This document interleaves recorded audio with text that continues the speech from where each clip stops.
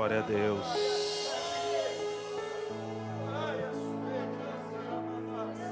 Fecha os seus olhos. Fala alguma coisa boa pro teu Deus.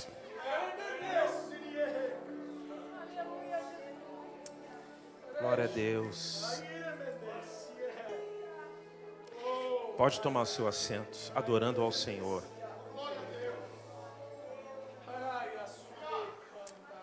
Glória a Deus.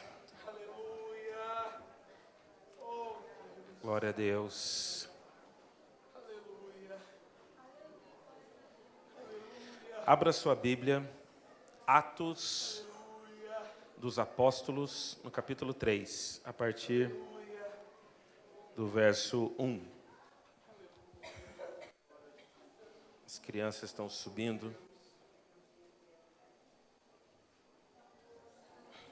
Glória a Deus. Que bênção, né, irmãos? Não tem coisa melhor do que a gente poder sentir a presença do Senhor. Chorei aqui na presença de Deus. Porque, às vezes, né, irmãos, são tantas situações e nós estamos aqui hoje alegres, contentes, né? Tem pessoas que estão, talvez, nesse momento com a dificuldade tão grande. Talvez pessoas afastadas dos caminhos do Senhor, queriam estar aqui, mas não têm forças. Talvez pessoas com alguma enfermidade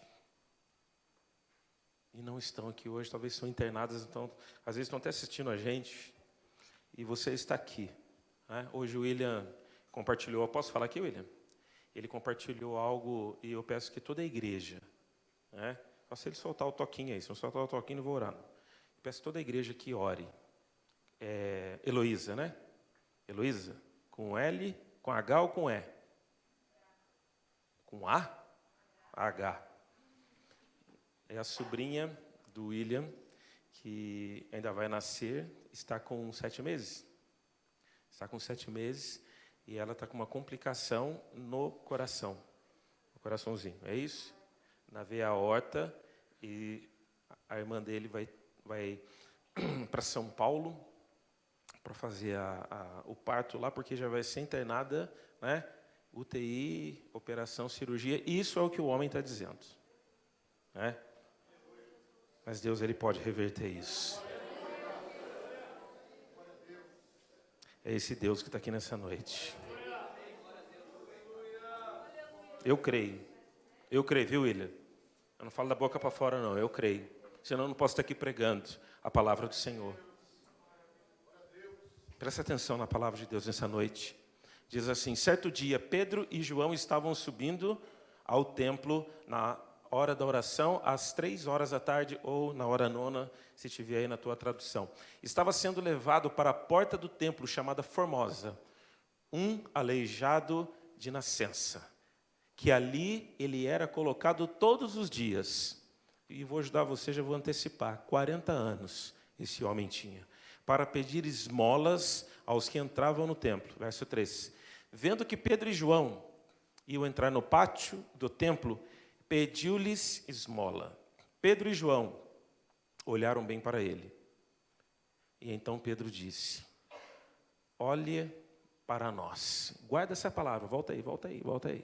Guarda isso, irmãos, olhe para nós. Verso 5. O homem olhou para eles com atenção, esperando receber deles alguma coisa. Estava indefinido ali, ele não sabia o que viria. Provavelmente, dentro do coração dele, está dizendo assim: vai vir uma esmola melhor, vai vir alguma coisa melhor. Disse Pedro: não tenho prata e nem ouro, mas o que tenho, isto eu lhe dou. Em nome de Jesus Cristo, o Nazareno, ande. Volta aí. Olha que coisa linda, irmãos. Eu não tenho prata, eu não tenho ouro, mas o que eu tenho, isto eu lhe dou. Em nome de Jesus Cristo, o Nazareno, ande. Glória a Deus. Verso 7. Segurando pela mão direita, ajudou-o a levantar-se. imediatamente os pés e os tornozelos do homem ficaram firmes. Verso 8. E de um salto pôs-se de pé e começou a andar. Depois entrou com eles no pátio do templo, andando, saltando e louvando a Deus. Verso 9. Quando todo o povo viu andando e louvando a Deus, reconheceu que era ele o mesmo homem que costumava, há mais ou menos 40 ou talvez 30 anos, que ficava ali na porta do templo a mendigar, sentado à porta do templo chamado Formosa. Todos ficaram perplexos e muito admirados com o que lhe tinha acontecido.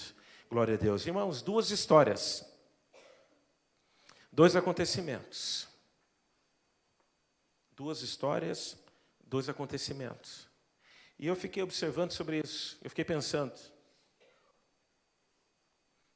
Um homem. E quando você lê o começo do verso, eles estavam indo, provavelmente no mesmo horário, ou provavelmente em tempos próximos. Um estava indo, sendo o quê? Carregado. Já parou para pensar nisso, irmãos? Por 40 anos. Então, se ele tinha 40 anos de idade, creio eu, não sei se alguns pastores têm uma informação melhor, provavelmente, talvez a partir dos 15 ou 14 anos, que começaram a colocar ele na porta do templo, para que lhe pedisse esmolas. Então, em torno de 25 a 30 anos, este homem, ele ficava onde? Sentado à porta de um lugar, esperando receber esmolas. Então, essa é uma história. E a outra história do que é? De dois homens. De dois apóstolos. Pedro e João. Quem era Pedro e João lá atrás? Eram o quê? Pescadores. Eram pessoas comuns. Aqui diz que eles não tinham estudo. Alguns até falam que eram pobres. Então foram pessoas normais que chegaram ali, porém, existe uma diferença muito grande nessas duas histórias. A primeira história ainda não teve um encontro com Jesus, não teve um encontro com Cristo. Mas na segunda história, daqueles dois homens, eles um dia tiveram encontro com Jesus, e quando nós encontramos com Jesus, alguma coisa ele muda, tem que mudar na nossa vida. Eu não creio em encontro com Cristo quando pessoas não mudam. Não dá para entender isso aí, irmãos. Às vezes nós conversamos com algumas pessoas e fala assim: você aceitou a Jesus? Eu aceitei a Jesus. Mas ele continua ou ela continua fazendo as mesmas práticas. Ela não muda o comportamento, ela não muda as atitudes, ela não muda alguma coisa na vida dela. Por que será, irmãos? Porque talvez nós não encontramos o verdadeiro Cristo. Talvez nós só o quê? Ouvimos falar. Então são duas histórias. E eu orando, pensando, falei: Deus, que coisa interessante. Como é que nós passamos, talvez a gente lê diversas vezes, coloca o título aí, o William. Talvez por diversas vezes, nós já lemos sobre isso. E eu fiquei pensando num título, em algo nessa pregação, nessa noite, eu quero que você guarde isso aí. O que eu tenho para dar? Já parou para pensar nisso? Talvez se alguém te abordar na rua, se alguém parar para você lá fora, dizendo assim: olha, ore por mim. Será que você vai ter a coragem, talvez no meio de um shopping, talvez no meio do calçadão ali, talvez lá no meio do teu trabalho? Aí você pode falar assim: pastor, mas trabalho não é lugar para orar, concordo. Mas se alguém pedir uma oração ali, aí o que você vai fazer? Você vai negar? Você vai falar assim: não, aqui eu não posso, pelo contrário. Não. Irmãos, são diversas situações que nós podemos passar em nossas vidas. E aí, eu te pergunto, o que você tem para dar? Às vezes eu fiquei orando, eu fiquei pensando, aquelas duas histórias desses homens. Um homem, ele também está vindo para a igreja. Os outros dois também estão vindo para a igreja. Só que dois estão vindo o quê? Para orar, agradecer a Deus, conversar com Deus, adquirir mais intimidade com Deus, falar com o Senhor, talvez agradecer a Deus por tudo que tem acontecido na vida deles. E o outro está vindo o quê? Para esmolar, pegar sobras. Quem que aguenta viver disso, irmãos? Da sobra de alguém. Já pararam para pensar nisso? Isso deve ser uma coisa terrível. Às vezes a gente passa no semáforo, né? E aí vem aquelas pessoas pedindo, né? Fica desse jeito mesmo. Para nós refletirmos. Talvez a gente prega, a gente fala assim, mas nós estamos passando o dia a dia ali, nós não estamos vendo isso. Certo, jovens? Amém? Glória a Deus. Estão comigo aqui, juventude? Vamos lá. Preste atenção na palavra de Deus. E talvez se você vê aquelas pessoas esmolando e bate na janela do teu carro dizendo assim: você tem aí alguma coisa? Hoje eu vi a mulher que ela dizia, a caixinha estava escrito assim, ó. Você lembra o que estava escrito? Você pode me ajudar? Você tem uma ajuda para mim? Irmãos, são diversas pessoas que se encontram dessa forma. Aí você pode perguntar assim, mas e este homem? Por que ele ia naquele lugar? Sabe por quê? Provavelmente, grande chance de que ele ia naquele templo, porque as pessoas iam que ir ali agradecer. Era uma prática judaica de ir orar. Então, talvez a família dele, ou os pais, dizendo assim, olha, vai lá sentar na pátio do templo, porque ali as pessoas vão ir orar, e elas vão se sensibilizar, e elas vão olhar para você e vão jogar o quê? Uma esmola, uma sobra para você. Então, provavelmente, essa era a condição, que de tanto tempo que esse homem ficou ali, porque as pessoas, como iam orar no templo, existia uma sensibilidade. E talvez ela passava para aquele homem dizendo, toma aqui, toma aquele negócio ali, 2 histórias. Um foi no lugar para mendigar, e outro foi para agradecer. Eu te pergunto, qual que é a tua história nessa noite? Você que veio aqui para a igreja, você que veio para a casa do Senhor, você que veio para o templo, você que veio aqui no Jardim das Indústrias, qual é a grande objetivo para que você veio aqui? O que você tem para dar aqui nessa noite para Deus? O que você tem para dar para as pessoas que precisam lá fora? Preste atenção na palavra de Deus nessa noite. Irmãos, quando a gente começa a entrar na palavra de Deus, quando a gente começa a entender algumas coisas, eu fiquei pensando, orando, eu falei, Deus, qual será o propósito de vidas, de pessoas reunidas ali naquela noite? Quais serão o propósito das pessoas que estão sentadas aqui? Já parou para pensar, irmãos? Talvez vai chegando ali, quarta-feira, quinta, sexta, talvez você não tenha oportunidade de estar durante a semana aqui na igreja. Aí chega o domingo. Como é que você sai da tua casa? Qual é o sentido? Você vai na igreja para quê? Eu vou lá simplesmente para ir para dizer assim, olha, eu vou lá porque se eu não for, vão pegar no meu pé. Ou se eu não for, vai ficar chato porque eu não vou a semana inteira. Ou se eu não for, parece que eu não estou cultuando a Deus. Ou eu vou para alguma coisa, irmãos. Isso é para nós pensarmos. Porque existem 2 condições aqui nessa noite. Talvez você pode falar assim, pastor, mas eu não peço esmola. Pastor, mas eu quero dizer qual é a tua condição de que você entrou aqui. Será que você está parecido com quem? Com esse aleijado, que não enxergava mais as oportunidades. Ou você está igual Pedro e João, que estão entrando aqui nessa noite para orar, para agradecer, para falar assim, Senhor, eu estou vendo dar o meu melhor. Eu estou vendo aqui, Senhor Jesus, a minha melhor adoração. Eu estou vendo aqui cantar, eu estou vindo aqui adorar. Eu estou vindo aqui fazer alguma coisa para Ti, ó Deus. Eu estou vindo aqui saindo da minha zona de conforto, de comodidade, ou talvez eu saindo da minha mesmice, das mesmas coisas que eu realizo todos os dias. Quem está entendendo aqui nessa noite diz amém. Eu creio no favor de Deus. Eu creio num Deus poderoso, irmãos. Eu creio num Deus que Ele trata conosco. Eu creio num Deus que Ele faz do jeito que Ele quer. Eu creio num Deus que Ele desenha a nossa vida para o seu propósito. Mas eu creio num Deus também que Ele respeita o nosso livre-arbítrio. Ele respeita as nossas decisões. Ele te respeita quando você quer adorar ou não. Ele respeita quando você quer cantar ou não. Ele respeita quando você quer levantar a tua mão ou não. Mas eu quero dizer uma coisa para você. Ele também vai respeitar a tua plantação. Aí um dia você vai ter que respeitar também a tua colheita. Já pararam para pensar, irmãos? Às vezes a gente quer fazer sempre do nosso jeito, do nosso formato, e nós achamos que nós estamos certos, que nós estamos corretos, e mal sabemos nós que nós estamos o quê? Esmolando, que nós estamos dando o nosso pior, que a gente chega na igreja, parece que a gente fica a cara amarrada, fechada, dizendo aqui nessa noite nada serve para mim. Eu quero te dizer uma coisa, meu querido. Por que você veio na igreja hoje? Para adorar a Deus ou para esmolar? Às vezes me incomoda, irmãos. Pessoas nos procuram, sempre falam assim, eu não gosto disso no culto, eu não gosto daquilo no culto. Eu fico pensando, o culto não é para você, o culto não é para mim, o culto é para Ele, o culto é para o Senhor. Porque quando Pedro e João subiram ao templo, eles não estavam dizendo assim, olha, eu vou lá para fazer do jeito que eu quero. Sabe por que eles estavam subindo dizendo, eu vou lá para agradecer, eu vou lá para louvar, eu vou lá para adorar. Eu estou sentindo a presença do Espírito Santo de Deus aqui nessa noite. Coisa mais gostosa, irmãos. Sabe o que eu vejo, Laís? É quando a gente vem na igreja, a gente tem que vir alegre. A gente vem leve, solto, feliz, de poder olhar as pessoas. Você fala assim, a semana inteira eu não vi o dia, a semana inteira eu não vi o pastor Oswaldo, de chegar aqui nessa noite e falar assim, querido, eu estou aqui. Obrigado por você ter vindo nessa noite. Que prazer ele ver. Às vezes a gente fica assim, né, irmãos? Parece que tem um negócio tudo errado. Parece que colocaram um negócio ali, colocaram rosa ali. Talvez a pessoa fale assim, mas que negócio rosa que é aquele? Igreja com parede preta. Eu vi gente falar assim, igreja com parede preta? Irmão, larga desse negócio. A grande importância nossa, sabe o quê? É o nosso nome escrito no livro da vida.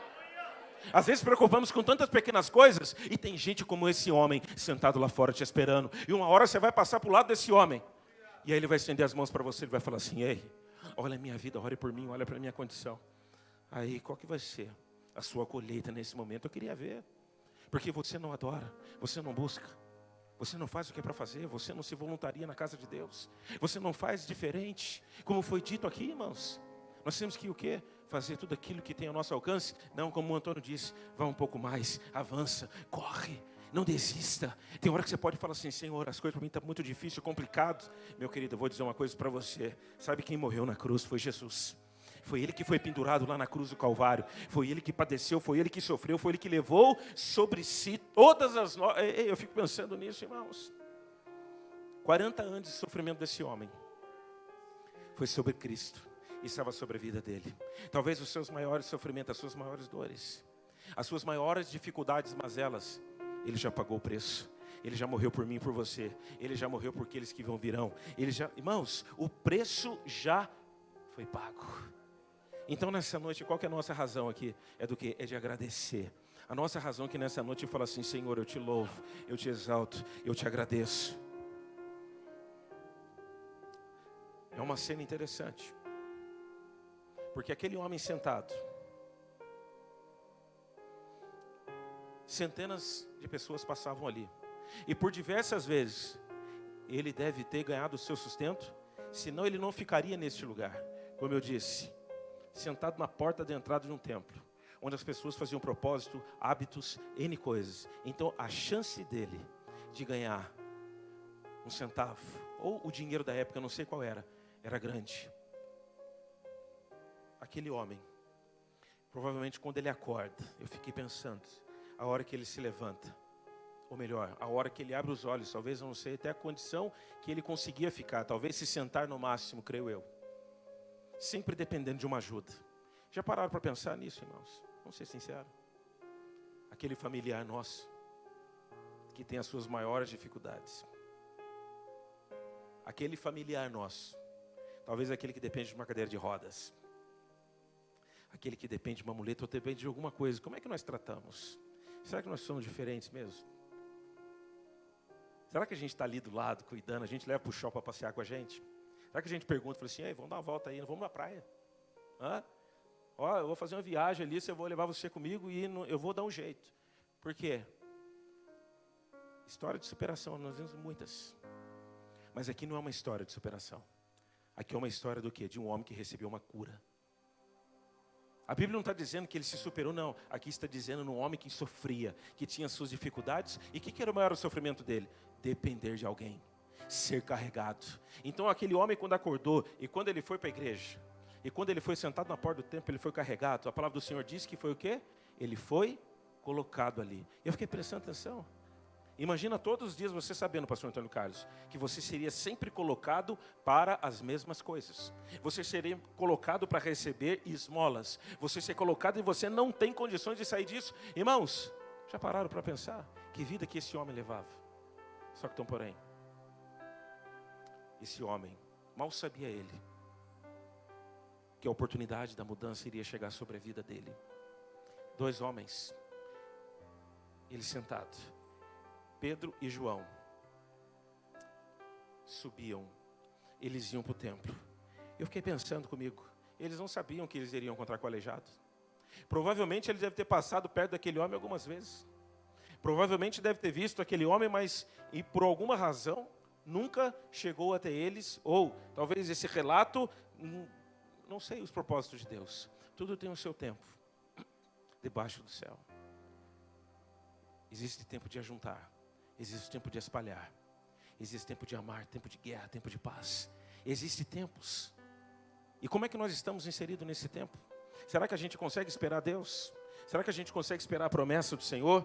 Então aqueles 2 homens, eles não sabiam, Pedro e João, provavelmente olharam para o Senhor, a hora da gente orar, vamos orar. E começaram a subir. E a hora que eles estão passando, irmãos, por algum motivo, aquele aleijado, ele fala para eles assim, olha, eu quero uma esmola.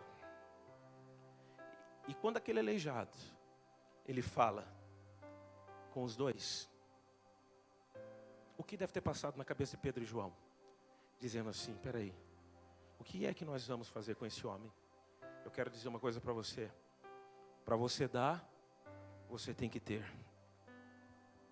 Se nós não temos, não se atreva a dar. Se você não tem, não brinque com isso.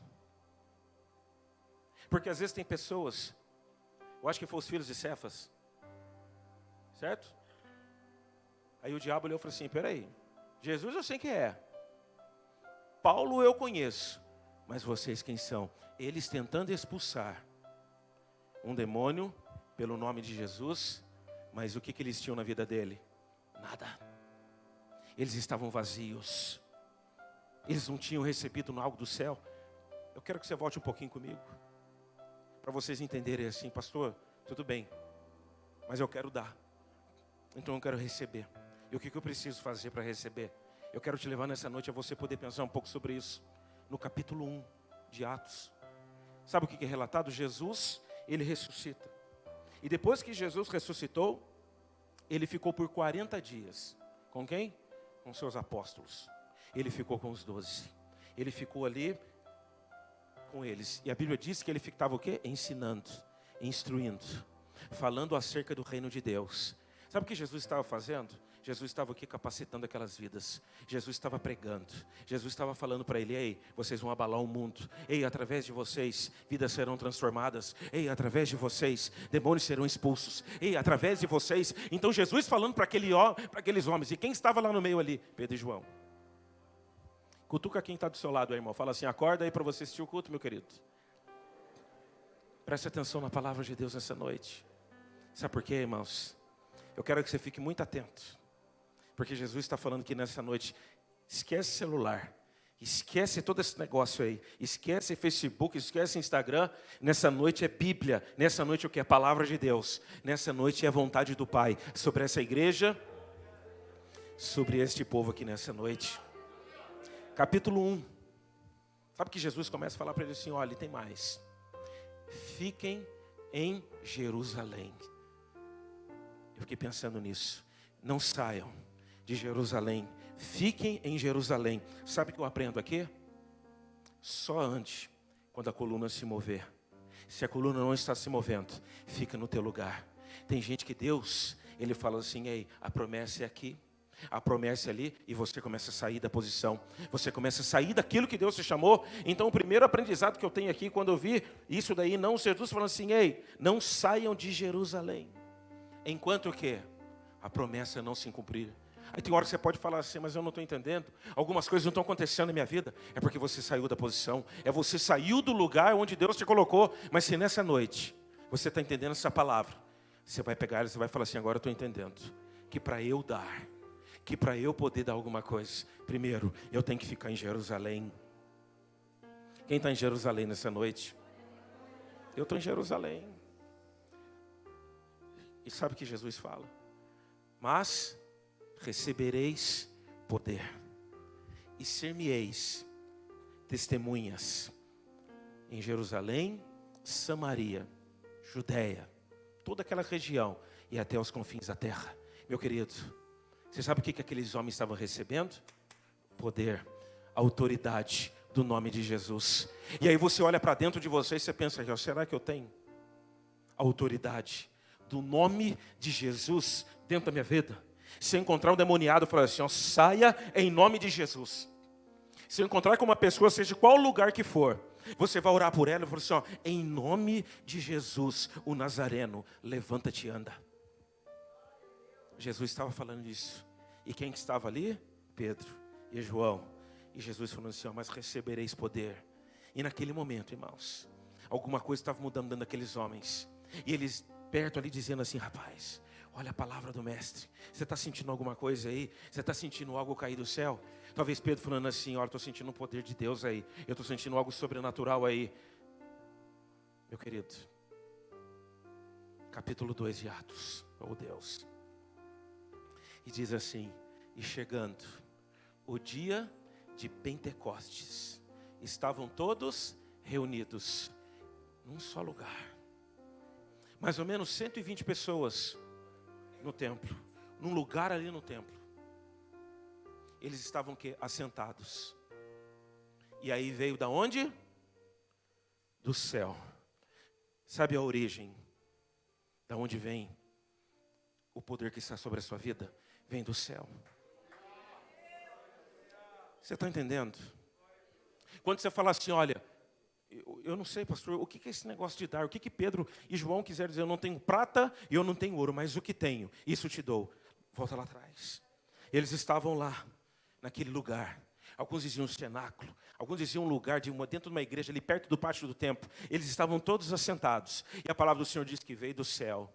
É de lá que vem o nosso socorro. É de lá que vem a tua solução. Não é aqui da terra, mas o que você vai receber de sobrenatural veio lá do céu. Veio do céu.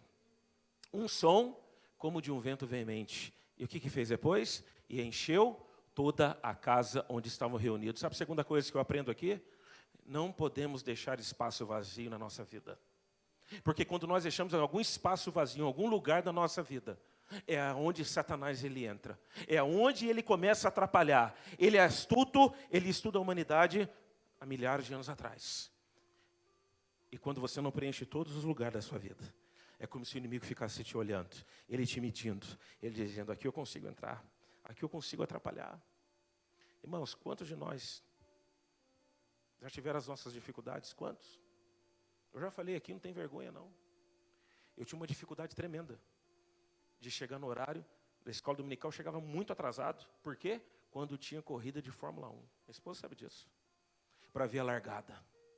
Até um dia que o Espírito Santo olhou para mim e falou assim, rapaz, o que está acontecendo com você? Irmãos, eu senti um temor tão grande de Deus. Algo desceu sobre a minha vida assim, eu falei, Senhor, está tudo errado, Deus. Como é que eu subo no púlpito para pregar, para dirigir a tua igreja? Se nos dias de corrida eu estou me comportando desse jeito, eu estou trocando a presença, eu estou trocando a casa de Deus por 10, 12 minutos de uma largada, de uma Fórmula 1. Isso estava sendo maior do que Jesus na minha vida. Eu falei, Deus, eu repreendo isso, ó Pai. São pequenas coisas, sabe por quê, irmãos? São as vulnerabilidades. Tem hora que você pode falar assim, não, mas eu não tenho problema com dinheiro, eu não vou roubar, eu não vou trair, eu não vou cometer adultério, eu não olho para a mulher do outro. Eu não... Irmãos, tem hora que a gente pensa nessas coisas grandes, irmãos, sabemos nós que Satanás ele vem no quê? Nas pequenas coisas. Ele vem nos detalhezinhos. E aquele detalhezinho estava acabando com a minha vida, mas eu não estava sabendo do dia, eu não estava vendo isso. Até o dia que eu falei, Deus, está repreendido, ó Pai, para nunca mais isso na minha vida. Meu querido, eu quero te dizer nessa noite, tem hora que nós precisamos acordar. Tem hora que nós precisamos olhar, porque nós caímos nas pequenas pedras que entram na frente do nosso caminho. A gente não bate de cabeça com um rochedo grande. Tem hora que você fala assim, não, mas aquele negócio todo... Irmãos, vigia. Eu não sei o teu andar, eu não sei o teu acordar, eu não sei o que acontece com você, mas eu quero dizer uma coisa para ti. Vigia no teu andar, não deixe espaço. Então, encheu toda aquela casa. Terceira coisa que eu vejo aqui, irmãos. O que aconteceu? Eles viram línguas repartidas como de fogo. Sabe o que eu vejo? É como se o Espírito Santo de Deus ele tivesse o quê? Aberto. Ele tivesse assim, olha, Deus abriu os olhos e ele deu uma oportunidade para aquelas pessoas virem algo sobrenatural. Assim, às vezes, somos nós. Os nossos olhos carnais talvez podem não enxergar algumas coisas, mas os nossos olhos da fé, eles podem ver o quê? Meu filho está na igreja, meu filho está cantando aqui. Quem tem filho cantando aqui no grupo de jovens, levanta a mão. Você sabe o que é isso? Isso é uma bênção de Deus. Quais filhos estão lá em cima agora na escolinha lá? Levanta a mão, quais filhos estão lá em cima?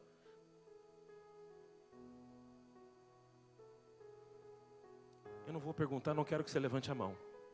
Mas talvez, quais filhos nesse momento que estão no mundo das drogas? Não levante a mão, por favor. Você vai ver a diferença. Quais filhos nesse momento que estão no mundo da prostituição? Quais filhos agora que estão presos, cometendo delitos, roubo e etc. e N coisas? Irmãos, você está entendendo? Aí tem hora que você fala assim, mas eu não tenho visto milagre, eu não tenho visto esse negócio. Irmãos, não precisa. É só você olhar para o lado, só você olhar para cima, só você olhar para a salinha do teu filho lá, só você olhar para a tua vida aqui. Esse é um dos maiores milagres que pode ter, de você ter o quê? Você poder dizer assim, ó, eu e a minha casa serviremos ao Senhor. Eu estava indo para o culto, minha filha chegou e falou, pai, cadê a oferta para a igreja lá? Eu falei, toma aqui, filho. Eu fiquei observando aquilo. É um comportamento, aquilo é uma atitude que nunca, Dani, os nossos filhos vão esquecer. Vão ficar para sempre estampados na vida deles. Porque quando você prega para o seu filho, quando você dá o seu testemunho para o teu filho, quando você fala, filho, senta aqui, vamos ler a Bíblia. Filho, senta aqui, vamos orar. Ele vai nunca esquecer disso. Agora eu quero dizer algo para você, meu querido. Você precisa de maior milagre do que isso. Isso é língua repartida como de fogo, que aquelas pessoas viram lá naquele dia. Talvez tenha N testemunhos aqui de filhos que falam, pai, isso aqui, crianças que falam assim, eu quero cantar, eu quero adorar a Deus.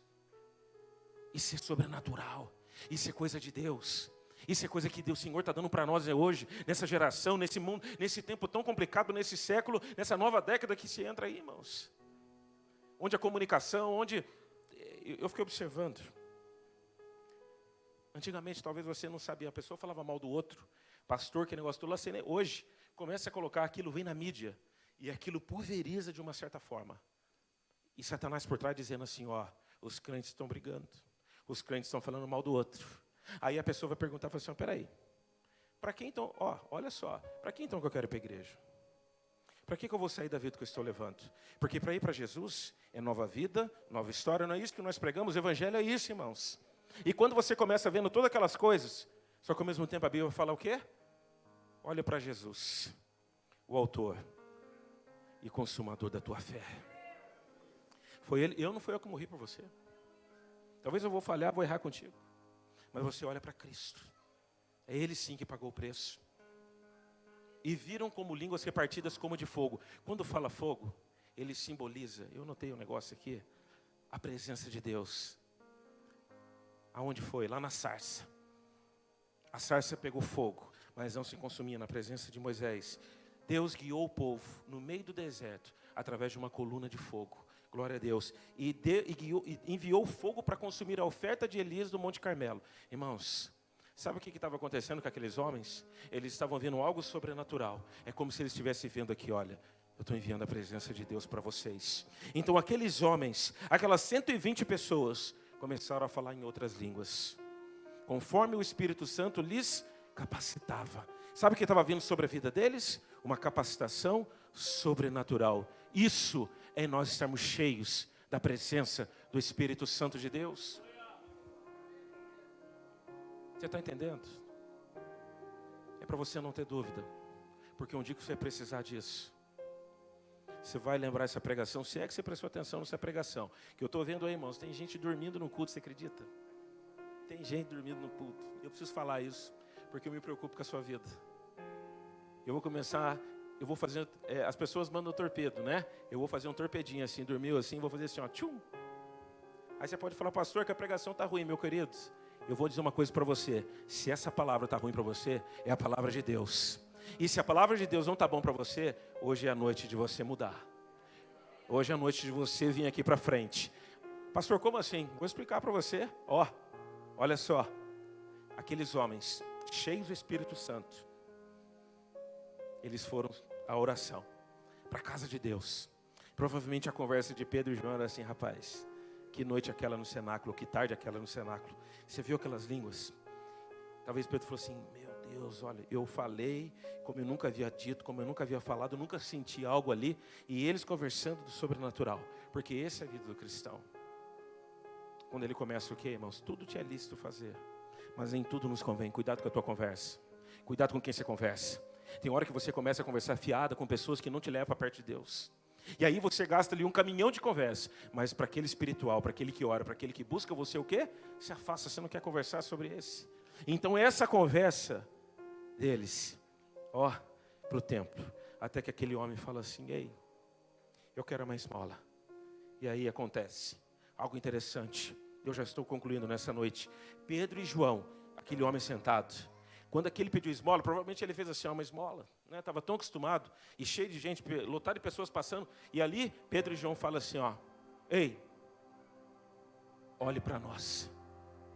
A palavra do Senhor está dizendo isso. Olha nos meus olhos. Porque aquele momento, Anderson, era um momento sério. Como é este momento da palavra de Deus. Porque eles poderiam simplesmente falar assim, ó, em nome de Cristo, ele diz, olha para nós. Porque provavelmente aquele aleijado estava assim, ó, doido para pegar dinheiro, aquele negócio todo. E aí ele olhou. E a palavra do Senhor diz assim, que ele ficou esperando receber deles alguma coisa. E os dois, fitando os olhos, Pedro disse, eu não tenho prata, eu não tenho ouro, mas o que eu tenho, isso eu te dou, em nome de Jesus, ande. Aí eu te pergunto, você sabe por quê que eles pegaram aquele homem?